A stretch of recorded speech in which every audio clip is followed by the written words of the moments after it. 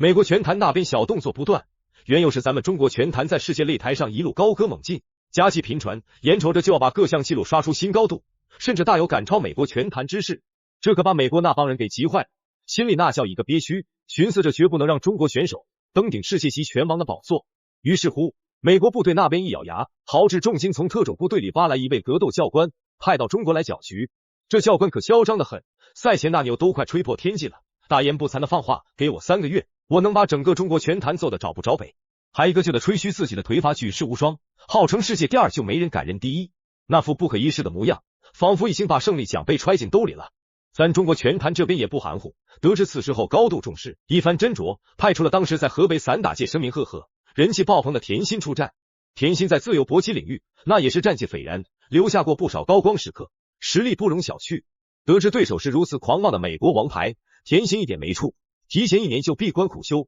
专门打磨腿法技艺，就盼着在擂台上跟着美国老鹰碰硬，用实力捍卫中国功夫的威名。比赛当天，现场气氛那叫一个热烈，拳迷们从4面8方赶来，都盼着看这场中美对决的好戏。田心一身红衣，英姿飒爽的站在擂台一角，眼神坚毅，透着股不服输的劲儿。对面则是那嚣张跋扈的美国格斗教官安东尼奥。开场哨声一响，安东尼奥就跟打了鸡血似的，攻势格外凌厉，看那架势，是想在中国擂台上撒野，称霸称王。可田心怎会遂了他的愿，当即摆开架势，沉着应对，准备好好教训一下这不知天高地厚的家伙。兄弟们，这场比赛那叫一个精彩纷呈。为了让更多咱中国拳迷能直击这场热血对决，还请大伙动动手指点个赞，加个关注。咱也不多啰嗦了，马上切入比赛现场，瞧瞧田心是怎么把这美国佬打得满地找牙的。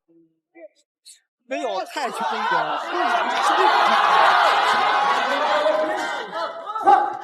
这场比赛有玄机，有玄机，看着吧。这是一个后扫，梅西，这个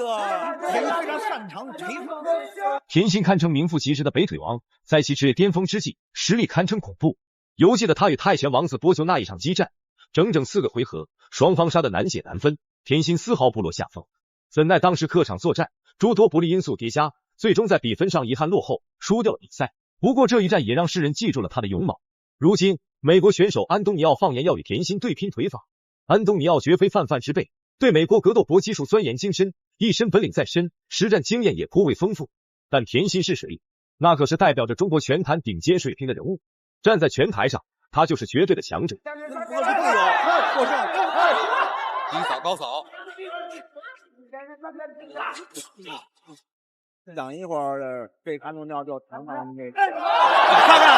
这个田心这个杀手技，哎，环之以牙，东尼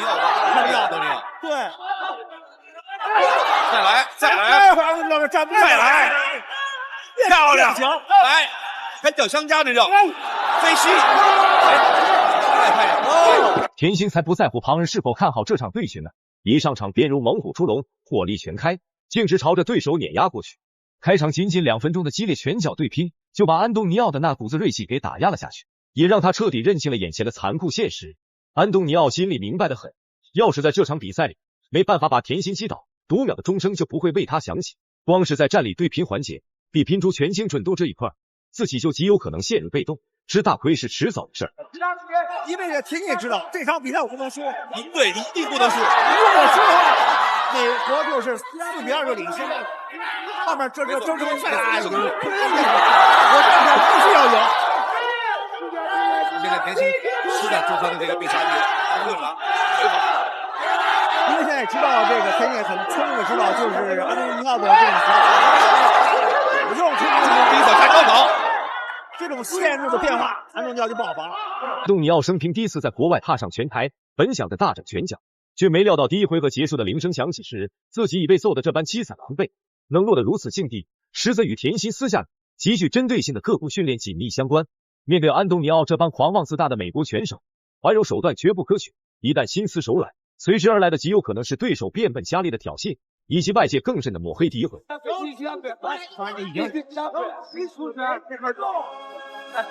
你看看这第一回合的这个对吧？把这个边拳过了，你看啊，去啊，看人家对方的对，太打了，啊，反正你知道吗？然后呢，这种感觉啊，打打啊，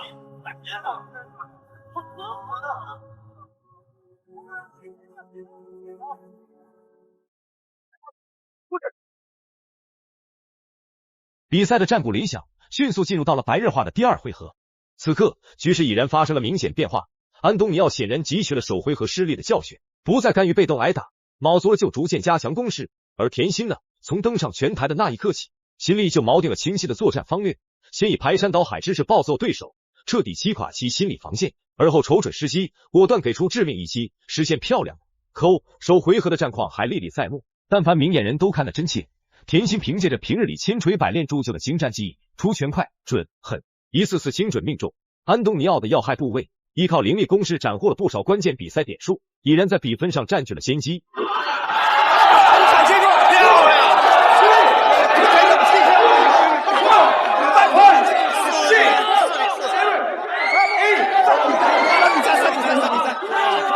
亮！哇，这还要打吗？还要打吗？安东尼奥，哇，太完成了！